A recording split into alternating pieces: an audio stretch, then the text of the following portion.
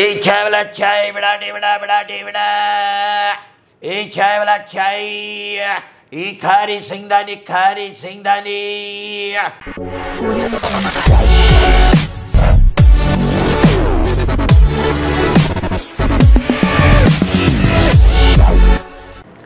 नमस्कार रसिक मित्रांनो, नमस्कार. आज आपण आपल्या हॉबी डूबी डू अर्थात एक तरी छंद असावा हे सूत्र घेऊन गाजलेले या आपल्या संवाद कट्ट्यावर एका अशा कलावंताला, मनस्वी कलावंताला मी पेश करणार आहे की संपूर्ण खानदेशभर ज्यांच्या मिमिक्रीनं आपल्या रसिकांना हसवलेलं आहे. ऑर्केस्ट्रामध्ये मिमिक्री करणं हा एक अविभाज्य भाग असतो मित्रांनो. आणि एवढंच नाही तर एक यशस्वी निवेदक, यशस्वी सूत्रसंचालक म्हणून संपूर्ण खानदेशभरामध्ये ज्यांची ओळख आहे आणि ज्यांनी वेगवेगळ्या प्रतिष्ठित अशा मानाच्या ऑर्केस्ट्रामध्ये वेगवेगळे इव्हेंट्स सादर केलेले आहेत, असे मनस्वी आर्टिस्ट, मिमिक्री आर्टिस्ट खरं तर आज आपल्या भेटीला आलेले आहेत. आणि आपण जाणून घेणार आहोत की त्यांचा हा एकूणच प्रवास आणि त्यांना हा आगळा वेगळा छंद जो आहे तो त्यांनी का जोपासला, काय नेमकं याच्यामध्ये काय अशी गोष्ट आहे की श्याम जगताप हे मिमिक्री या क्षेत्राकडे वळलेले आहेत. आपण जाणून घेऊया. तर श्यामजी, आमच्या या मल्हार प्रस्तुत हॉबी डूबी डू एक तरी छंद असावा या संवाद कट्ट्यावर आजच्या 203 लक्षात घ्या मित्रांनो, आय रिपीट 203व्या भागामध्ये आजच्या अतिथी उत्कृष्ट मिमिक्री आर्टिस्ट श्याम जगताप हे आपल्यामध्ये आलेले आहेत. पुन्हा आपलं सहर्ष स्वागत. नमस्कार. नमस्कार. श्यामभाऊ, मी आपल्याला श्यामभाऊ म्हणतोय याचं कारण मी सगळी जर्नी आपली पाहिलेली आहे. अत्यंत म्हणजे जाणीवपूर्वक आपण या क्षेत्राकडे वळलेला आहोत विद्यार्थी दशेपासून. बरं, मग मिमिक्रीकडे आपण येणारच आहोत. बरोबर. पण मग नाटक, त्यानंतर स्टेज फिअर घालवणं, स्टेज करेज गॅदरिंगच्या निमित्तानं सुद्धा, तर तुमचा सगळा प्रवास तो आठवतोय.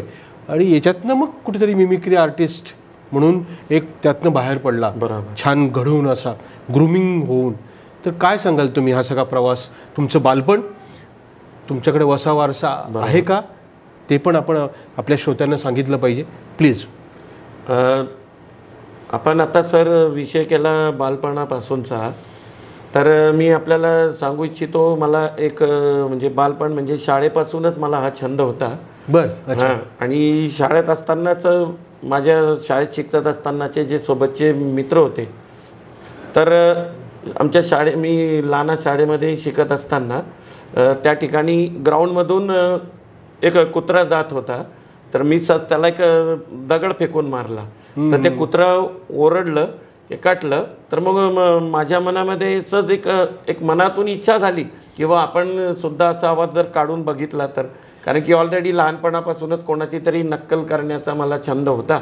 तर मग मी त्यावेळेस कुत्र्याचा आवाज काढला आणि जवळजवळ तो कुत्र्याचा आवाज एक म्हणजे माझ्या हिशोबाने एक बरोबर आला.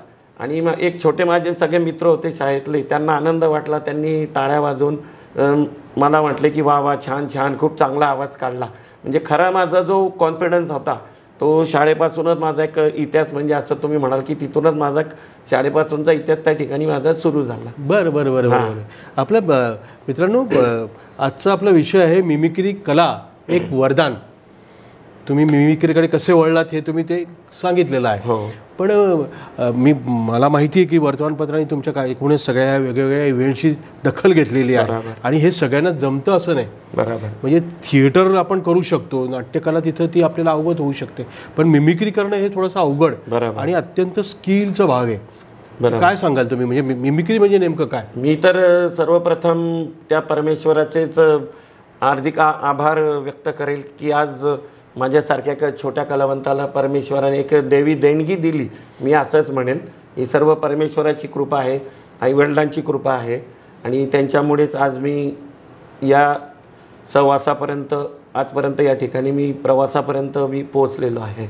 वा वा वा. हां, बरं. बघ, म्हणजे मला सांगा, कुठलाही वसा वारसा असा नाही, नाही, पण केवळ आवड आवड म्हणून आणि एक आणि सगळ्यात महत्त्वाचं म्हणजे मी जे मगाशी म्हणत होतो आपल्याला की वर्तमानपत्रांनी याची दखल घेतली, माध्यमांनी दखल घेतली आणि तुम्हाला आवाजाचा बादशाह ही पदवी दिली. बरोबर, एकदम खरी लेख लिहिलेले आहेत. हो बिलकुल. तर आवाज, व्हॉइस कल्चर हा भाग महत्त्वाचा आहे. त्याचा योग्य उपयोग योग्य ठिकाणी करून घेणं आणि ते सुद्धा अतिशय टॅक्टफुली, स्किलफुली ते करावं लागतं. खरी गोष्ट आहे.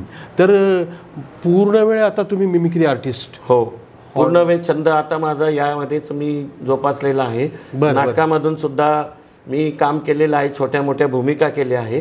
आणि नाटकामध्ये माझा आवडता जो छंद होता तो म्हणजे बॅकस्टेजला नेपथ्य म्हणून. आणि महाराष्ट्र शासनाचे मला 4 ते 5 पुरस्कार नेपथ्यामध्ये मिळालेले आहेत. राज्यनाट्य स्पर्धेमध्ये कामगार कल्याण केंद्राच्या पण ज्या विविध स्पर्धा व्हायच्या त्याच्यामध्ये सुद्धा मला पुरस्कार मिळालेले आहे. आणि आज महाराष्ट्र शासनाचं मी खूप मनापासून आभारी आहे की आज मला महाराष्ट्र शासनाची एक वयोवृद्ध कलावंत म्हणून मला पेन्शन सुरू झालेली आहे. वाह वाह वाह, फार महत्त्वाचं आहे ते. म्हणजे आपण त्याच्याकडे येणारच आहोत की ती म्हणजे तुमच्यासारखीच प्रेरणा इतरांनाही मिळावी आणि त्यांनाही ती स्कॉलरशिप मिळावी. बरोबर. याच्यासाठी काय करायचं आहे ते आपण त्याच्याकडे येणारच आहोत. बरोबर. पण परत कमिंग बॅक टू मिमिक्री. बरोबर. तर पहिला प्रयोग आठवतो, पहिला इव्हेंट आठवतो की ज्याच्यात तुम्ही कला सादर केली आणि त्याच्याही अगोदर बरोबर कुत्र्याचा आवाज शाळेमध्ये असताना तो पॉप्युलर झालेला आहे. बरोबर. त्याची झलक. आता मी जसं बोललो शाळेत असतानाचा जो कुत्र्याला दगड मारून फेकला होता आणि कुत्रं ओरडलं होतं, तर त्यावेळेसचा जो आवाज आहे मी नंतर अजून त्याला डेव्हलप केलं, आत्मसात केलं. तर तोच आवाज मी या ठिकाणी सगळ्यांसमोर सादर करतो.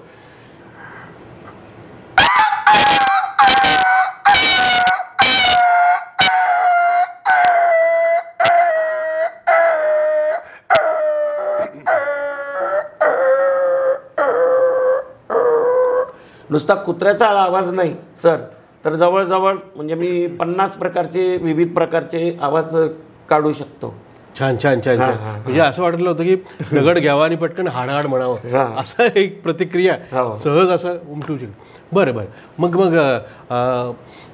तुम्ही कुठल्या ऑर्केस्ट्रामध्ये काम करतात? मी माझा सर्वात प्रथम प्रवास जो होता ऑर्केस्ट्रातला, मोहनजी तायडे म्हणून जे आहेत सिनियर आर्टिस्ट, एक सिनियर कलावंत आहे, सिनियर आर्टिस्ट आहेत. मी ज्यांना ऑर्केस्ट्रा क्षेत्रामधला गुरु मानतो. त्यांच्या ऑर्केस्ट्रामध्ये मला प्रथम संधी मिळाली. त्यानंतर एक सिनियर कलावंत म्हणून जगदीशजी चांगरे म्हणून जे आहेत, तर त्यांना सुद्धा मी या क्षेत्रामध्ये गुरु मानतो. त्यांनी सुद्धा अनेक ऑर्केस्ट्रामधून मला संधी दिली. आणि जळगाव जिल्ह्यातल्या असे अनेक ऑर्केस्ट्रा ग्रुप आता नवीन झालेले आहेत. ते प्रत्येक ऑर्केस्ट्राच्या ग्रुपमध्ये ते मला म्हणजे बोलवत राहता मिमिक्री करण्यासाठी आणि ऑर्केस्ट्रेशनचं गाण्याचं निवेदन करण्यासाठी म्हणून मला बोलवत असता. एक उत्तम निवेदक म्हणजे आता तुम्ही ते तुमचा तो हातखंड आहे आणि तुम्हाला तो अधिकार पण आहे अनुभव असल्यामुळे. बरोबर. आणि ज्या सिनियरिटी, कारण जवळजवळ नाही म्हटलं तरी 25 वर्ष तुम्ही या सगळ्या क्षेत्रामध्ये कार्यरत आहात. हो. तर ह्या नवशिक्या किंवा हौशी कलावंतांना ही कला अवगत व्हावी, निवेदनाची असो किंवा मिमिक्रीची, बरोबर, याच्यासाठी गांभीर्याने त्यांनी केलंच पाहिजे. बरोबर. तालीम केली पाहिजे, रियाज केला पाहिजे. खरी गोष्ट. आणि आवाज ग्रूम करणं, कोणत्या पिचला तो वापरायचा, कसा व्हॉइस कल्चर कसं असलं पाहिजे, हे त्याच्याविषयी काय तुम्ही सांगाल? तर याच्यामध्ये मेन विषय असा आहे की मिमिक्री सादर करत असताना तुम्ही पहिले कुठली मिमिक्री सादर करता आहे यावर सगळ्यात महत्त्वाचं तुमचं लक्ष पाहिजे. कारण की त्याच्यामधून एक समाज प्रबोधन पण झालं पाहिजे. आणि मिमिक्री सादर करत असताना त्याच्यामध्ये कुठलीही वल्गॅरिटी आली नाही पाहिजे आणि कोणाचं मन दुखलं गेलं नाही पाहिजे. हे सगळ्यात महत्त्वाचं असतं. आणि आवाजाचं व्हेरिगेशन येणं हे खूप महत्त्वाचं असतं. सगळ्यात महत्त्वाचा हा विषय आहे. आणि नवोदित कलावंतांना मी एकच सांगेल की आपण यामध्ये खूप तप करावा लागतो. सहज तुम्हाला आवाज आला किंवा कोणाची नक्कल करणं ह्या तुमच्यासाठी मोठा विषय नसेल, पण यासाठी खूप मोठा तप करावा लागतो. याच्यामध्ये खूप तपस्या तुम्हाला करावी लागेल, तेव्हा तुम्ही मोठे कलाकार होऊ शकता. मी मोठा कलाकार अर्थात नाही आहे, पण माझा यामध्ये मी अजूनही या क्षेत्रामध्ये मी अजूनही शिकतो आहे. आणि मी मला स्वतःला एक विद्यार्थी म्हणूनच मानतो. वा वा वा. तर ह्या संवादाच्या ह्या टप्प्यावर अजून कुठल्या सेलिब्रिटीचा आवाज वगैरे किंवा त्याची नक्कल आमच्या या रसिक मित्रांसाठी काय सादर कराल? सेलिब्रिटीमध्ये मी जवळजवळ 10 ते 15 कलाकारांचे आवाज काढतो. प्राण्यांमध्ये पण विविध प्रकारचे 25-30 विविध प्रकारचे आवाज काढतो. नंतर विविध प्रकारच्या गाड्यांचे वगैरे वेगवेगळे आवाज काढतो. जसं रेल्वेचं वगैरे तुम्ही? रेल्वेचा मध्ये पण माझा फेमस आहे की बघ, पहिले गाडी स्टेशनवरून निघाल्यानंतर मध्ये तिला जेव्हा पूल लागतो तर पुलावरती गाडीचा आवाज कसा बदली होतो, परत पुढच्या स्टेशनला येऊन गाडी जेव्हा थांबते त्यानंतर त्या गाडीचा आवाज परत कसा चेंज होतो. मग ते पदार्थ वगैरे विकणारे जे लोक आहेत ते आपल्या वेगवेगळ्या शैलीमध्ये कसे बोलतात, ही एक कलासुद्धा मला एक अवगत आहे. सरळ तो प्रसंग तुम्ही उभा करतात केवळ आवाजाच्या आधारे. आता तुम्ही जे म्हटले त्या हिशोबाने सर मी रेल्वेचा आवाज आपल्याला या ठिकाणी सादर करून दाखवतो. रसिक श्रोते हो, सर्वप्रथम आता म्हणजे तेव्हाचा काळातली गोष्ट सांगतोय की जेव्हा सुरत भुसावळ पॅसेंजर गाडी होती आणि जेव्हा या गाडीला कोळशाचं इंजिन होतं त्यावेळेस ही गाडी सुरू झाल्यानंतर तर पुढच्या स्टेशनला येऊपर्यंत कशा रीतीने गाडीमध्ये आवाजामध्ये कशी फेरबदल होत आहे ते तुमच्यासमोर या ठिकाणी मी सादर करून दाखवतो. आता आपली ही गाडी जी आहे जळगाव स्टेशनवरून आता निघालेली आहे. आपण त्या काळामध्ये आपण जाऊया थोड्या वेळासाठी आणि आपण असं गृहीत धरूया की ही गाडी सुरत भुसावळ पॅसेंजरमध्ये आपण बसलेलो आहोत.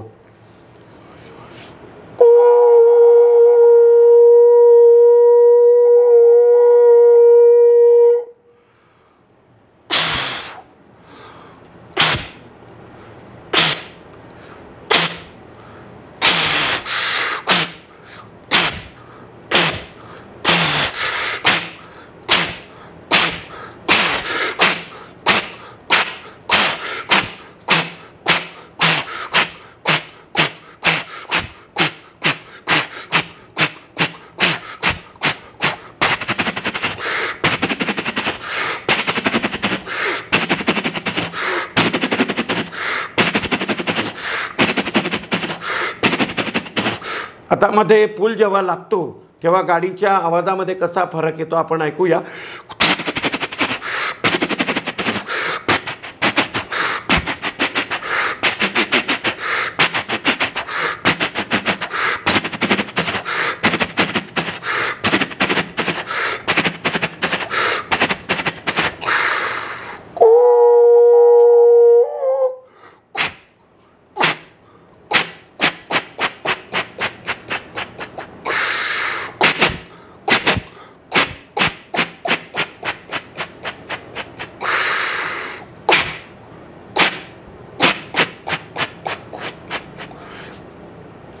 एक चाय वाला चाय बड़ा डेवड़ा बड़ा डेवड़ा, एक चाय वाला चाय, एक खारी सिंगदानी खिलौने वाला खिलौने, खिलौने वाला खिलौने, बच्चा भी खेले बच्चे की माँ भी खेले बच्चे का बाबा भी खेले, एक खिलौने वाला खिलौने. वाह, ग्रेट. म्हणजे तो प्लॅटफॉर्मचा सीन सगळा, नंतर प्लॅटफॉर्ममध्ये ती गाडी शिरते, पुलावरनं गाडी चालली आहे, हे सगळे व्हेरिएशन्स. बरोबर. मला असं वाटतं तुमचं ऑब्झर्वेशन याच्यासाठी फार महत्त्वाचं आहे, नाही का? हो सर. बरं, बघ अजून काही सेलिब्रिटींचे सुद्धा सेलिब्रिटींचे पण आहेत. त्यामध्ये मी तुमच्यासमोर ज्या काळातले जे नावाजलेले सेलिब्रिटी होते, जगदीप. वा, मोठं नाव आहे. जगदीप यांचा आवाज मी आपल्या समोर सादर करतोय. भैया भैया मारली प्रेशर कुकर, खाना जल्दी पकाए, कैसी सीटी बजाए, अरे भैया भैया भैया तंबू फाड़ी के खंबा उखाड़ी के. वाह वाह. म्हणजे कुठे शब्दांवर तो आघात करायचा, कुठे पॉज घ्यायचा आणि कुठे ते हाय पिचला न्यायचं, कुठे खाली आणायचं. बरोबर. याचं हे सगळं इतक्या वर्षानंतर 25 वर्ष तुम्हाला या सगळ्या मिमिक्री आर्टिस्ट म्हणून झालेली आहे. बरोबर. आणि नक्कीच आता केवळ एकच ऑर्केस्ट्रावाले नाही तर हे नवीन नवीन सगळे ऑर्केस्ट्रावाले तुम्हाला बोलवतात आणि ते सुद्धा सन्मानानं बोलवतात. बरोबर. तुमची म्हणजे आठवण ठेवतात. हे फार महत्त्वाचं. आता यामध्ये अजून एक विषय मला सांगायचा आहे सर, की जास्त करून कसं जेव्हा ग्रामीण भागामध्ये मी कार्यक्रमाला जातो आणि ग्रामीण भाग म्हटल्यानंतर मग माझ्या मनामध्ये जे आहे उत्स्फूर्तपणे की आपण ग्रामीण भागात आलो आणि ग्रामीण भागातली म्हणा की शहरातली म्हणा सर्व जी रसिक श्रोते असतात पाहुणे मंडळी जी असतात ते खूप प्रेमळ आहेत. तर माझ्या मनामध्ये तेव्हाच येतं की आपण ग्रामीण भागात जर आलेलो आहे आणि ग्रामीण भागातलं जे सकाळचं वातावरण जे असतं ते आपल्यापेक्षा त्यांना जास्त माहिती असतं. तर त्या ग्रामीण भागातल्या सकाळचं वातावरण म्हणजे सकाळच्या प्रहरी जे विविध प्रकारांचे प्राण्यांचे जे आवाज असतात ते मी अवगत केलेले आहे. वा वा. हा. तर ते आवाज सुद्धा मी तुम्हाला ऐकून दाखवतो. जरूर जरूर जरूर जरूर. क्या बात. सर्वप्रथम जो आवाज येतो समजा सकाळच्या प्रहरी ग्रामीण भागामध्ये तो म्हणजे असतो कोंबडा. जो कोंबडा सगळ्यात पहिले सर्वांना जागा करतो आणि असं दर्शवतो की बा पहाड झाली, आपण आपल्या आपल्या कामाला लागा, दिनचर्येला लागा. यस.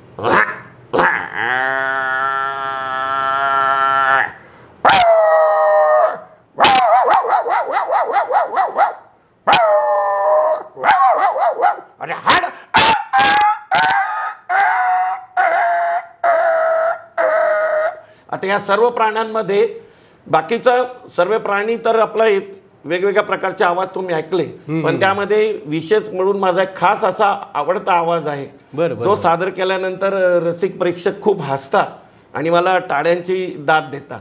तो आवाज सुद्धा तुमच्या समोर सादर करतोय. तो म्हणजे गाढव. गाढवचा आवाज मी तुमच्या समोर सादर करतोय. जरूर.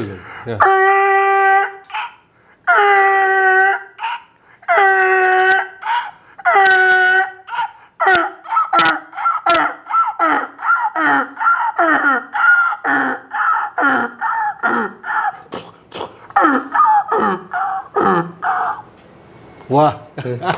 म्हणजे ते गावकुसातली जी पहाट म्हणजे कोंबडा आरवण्यापासून तर सगळं हे सगळं जे चित्रित आहे म्हणजे ते ऑब्झर्व तुम्ही प्रॉपरली केलं. आणि सगळ्यात महत्त्वाचं रसिक मित्रांनो यांचं वैशिष्ट्य असं आहे की आत्ता बघा कुठलाही स्पेशल साऊंड इफेक्ट नाही. बरोबर. प्रत्यक्ष स्टेजवर जेव्हा अत्याधुनिक साधनं आपण वापरतो तेव्हा ती उंची अजून काही और असते, पण तरी सुद्धा कुठे आघात केला पाहिजे शब्दांवर, पॉज कुठे घेतला पाहिजे आणि ह्या आवाजाचा उपयोग कसा करून घेतला पाहिजे. म्हणूनच तुम्हाला आवाजाचा बादशाह म्हणतात. हो. बरोबर. ह्या सगळ्या प्रवासामध्ये ह्या जर्नीमध्ये अजून तुम्हाला कुठले कुठले पुरस्कार मानाचे मिळाले? पुरस्कार मला अनेक संस्थांकडून मिळालेले आहेत. कार्यक्रमामधून सामाजिक प्रबोधन केल्याबद्दल विविध विषयावरती कार्यक्रमामधून मी विविध प्रकारचे विषय मांडून कार्यक्रम सादर केल्यामुळे अनेक मोठ्या शहरांमधून मग गोवा असेल, मुंबई असेल, पुणे असेल, कोल्हापूर असेल अशा विविध संस्थांनी माझी दखल घेतली. अनेक भरपूर असे पुरस्कार मिळाले. आणि जसं मी पहिलेच तुम्हाला सांगितलं महाराष्ट्र शासनाचे सुद्धा मला नाट्य या क्षेत्रामध्ये पुरस्कार मिळालेले आहे. कामगार कल्याण केंद्राचे सुद्धा मला पुरस्कार मिळालेले आहेत. बरं. मग शामराव मला एक सांगा. हां सर. की मिमिक्री हे आगळा वेगळा छंद आहे. बरोबर. आणि चॅलेंजिंग पण आहे. बरोबर. सोपं नाही आहे ते सगळं. यस. प्रयत्नांची पराकाष्ठा करावी लागते, उत्तम रियाज तालीम करावी लागते. खरी गोष्ट आहे. पण मग या निमित्ताने ऑर्केस्ट्रासोबत जात असताना गावोगावी दौरे वगैरे सगळ्या गोष्टी असतात. बरोबर. तर मग खंबीर असा पाठिंबा घरून मिळणं गरजेचं असतं. बरोबर. तर फॅमिली सपोर्टच्या बाबतीत काय सांगाल? फॅमिली सपोर्टमध्ये मी नक्कीच असं सांगेल की मला पहिलेपासूनच माझ्या वडिलांचा सपोर्ट होता. माझ्या वडिलांना मला खूप कौतुक होतं. जसं मी म्हणजे क्रिकेट पण खेळलेलो आहे. क्रिकेटमध्ये मी अनेक पुरस्कार मला मिळालेले आहेत. तर इव्हन म्हणजे क्रिकेटच्या जिथं मॅचेस चालायच्या तिथं माझे वडील स्वतः माझ्या मॅचेस बघायला यायचे. आणि तर मी आमच्या टीम म्हणजे अजय जिमखाना क्लब जो होता याच्याकडून मी क्रिकेट खेळायचो. आणि तेव्हा पण पासूनच म्हणजे वडिलांचा सपोर्ट आहे. आणि आजसुद्धा म्हणजे माझ्या पत्नीचा मला खूप सपोर्ट आहे. बहीण भावांचा सुद्धा खूप सपोर्ट आहे. माझी पत्नीसुद्धा एक ग्रॅज्युएट आहे, स्मिता जगताप म्हणून. तिचं म्हणजे MA MAd शिक्षण झालेलं आहे. छान. हां हां. आणि मुलगीसुद्धा माझी MBA झालेली आहे आणि आज पुण्यामध्ये एका चांगल्या ठिकाणी जॉबला आहे. म्हणजे एकंदरीत सगळं नातेवाईकांचा सुद्धा मला खूप सपोर्ट आहे. आणि असंख्य चाहते परत आहेत. हो हो, ते जास्त महत्त्वाचं. त्या चाहत्यांमुळेच मी आजपर्यंत हा प्रवास करू शकलेलो आहे. बरं बरं बरं. पण मग ह्या 25 वर्षाच्या प्रवासामध्ये तुम्ही वेगवेगळे आवाज काढतात आणि ते सुद्धा खूप असे वास्तववादी असतात, रिअलिस्टिक ज्याला आपण म्हणतो. बरोबर. की तुमच्या बाबतीत अनेक प्रसंग घडले असतील मजेदार. हो हो, खूप प्रसंग घडले. नाही का? हो हो. बरं झालं तुम्ही म्हणजे विषय काढला म्हणून सांगतो.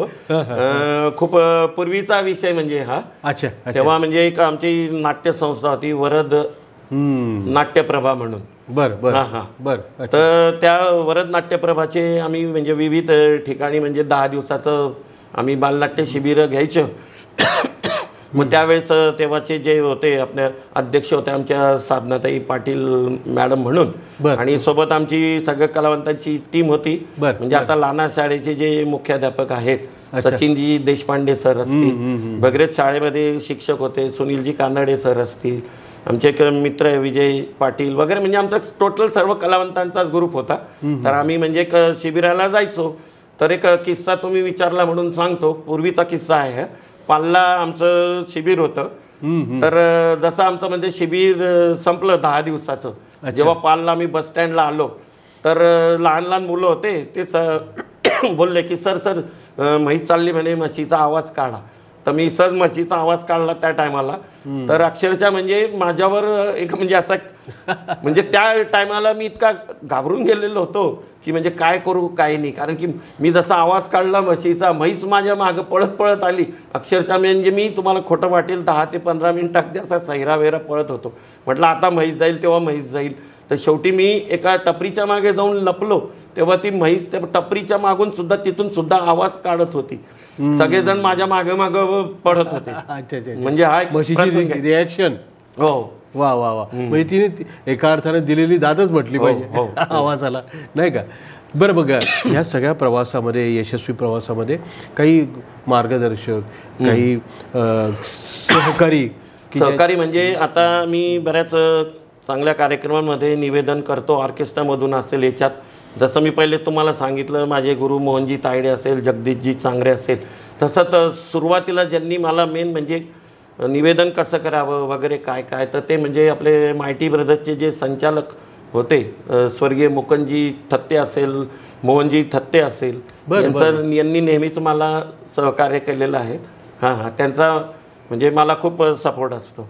छान छान छान. नंतर आमचे मित्र आजकाल म्हणजे ज्यांच्या याच्यामध्ये सोबत आम्ही काम करतो, हाफिज खान असतील वगैरे मित्रमंडळी. कपिल घुगे वगैरे, कपिल घुगे यांच्यासोबत सुद्धा मी कार्यक्रम करतो. कपिल घुगे सुद्धा एक उत्कृष्ट असे गायक कलावंत आहे खानदेशातले. छान छान. तर मिमिक्री क्षेत्रातील ही वाटचाल खरं तुम्हाला ते वरदानच लाभलंय, म्हणूनच आपण विषय ठेवलाय की मिमिक्री कला एक वरदान. तर हे आगळा वेगळा छंद तुम्ही जोपासला आणि तुम्ही केवळ तोच एक छंद नाही तर बहुआयामी चतुरस्त्र कलाकार म्हणून अख्खा खानदेश तुम्हाला ओळखतो. तर ही वाटचाल अशीच उत्तरोत्तर उज्ज्वलतेकडे जात राहावी अशा शुभकामना या निमित्ताने आमच्या मल्हारच्या टीमच्या वतीनं आम्ही व्यक्त करतो. कट्ट्यावर तुम्ही आलात आणि छान अशी माहिती या मिमिक्री कलेच्या संदर्भामध्ये दिली की जी आतापर्यंत ग्रामीण भागातल्या मुलांना नव्हती. तर नक्कीच तुमचं हे सगळं प्रवास ऐकून ते ह्या कलेकडे वळतील अशी अपेक्षा आपण करूया आणि या ठिकाणी थांबूया. धन्यवाद. सर्व रसिक श्रोत्यांना मी नक्कीच या आजच्या कार्यक्रमामधून विनंती करेल की hobby Dobby do Anandji Malhara sir यांचं हे जे यूट्यूबचं चॅनल आहे, ज्यामध्ये माझ्यासारख्या अनेक कलावंतांना आतापर्यंत खूप मोठी या यूट्यूब चॅनलच्या माध्यमातून संधी प्राप्त झाली आणि या यूट्यूब चॅनलमुळेच आमच्यासारख्या कलावंतांची आज प्रसिद्धी मिळत आहेत. मी आनंदजी मल्हारा सर यांचं मनापासून त्यांना खूप खूप धन्यवाद देतो आणि आपणसुद्धा या हॉबी डुबी डू या चॅनलला आपण सबस्क्राईब करा अशी आपल्याला या ठिकाणी मी नक्कीच विनंती करेल.